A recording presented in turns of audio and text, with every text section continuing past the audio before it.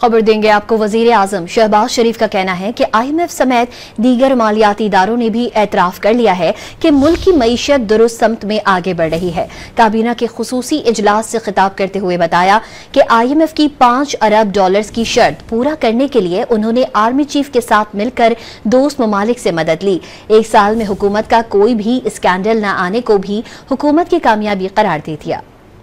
नहीं, IMF, world bank और तमाम आलमी इदारे वो खुद अपनी ज़ुबान से कह रहे हैं कि हम अल्हम्दुलिल्लाह जो हमारा जो मैक्रो इकनॉमिक जो इंडिकेटर्स हैं वो यानी शिकस्त और रेख से निकलकर इस्तेकाम की तरफ जा रहे हैं। रातों रात तो ये मुमकिन नहीं था $5 अरब कहाँ से लेके आते। मैं गया और chief army staff general Asif Munir गए, हम कुछ कई जगह हम अकेले गए, कई जगह हम इकट्ठे गए, तब जाकर ये गैप जो पूरा हुआ। 1 साल हो गया है अल्लाह ताला के फज़ल करम से कि आपके खिलाफ अपना कोई एक कंटेंशियस कोई स्कैंडल तो दूर की बात है, फाइनेंशियल कोई झूठा स्कैंडल भी ऑपोजिशन सामने नहीं ला सकी। इससे बड़ी आपकी और कामयाबी क्या हो सकती है। हमें अगर मुल्क को खड़ा करना है अपने पाँव पे तो बहाने नहीं चलेंगे, ना जादू ना टूने, सिर्फ मेहनत और मेहनत, और इसके अलावा और कोई काम नहीं होगा।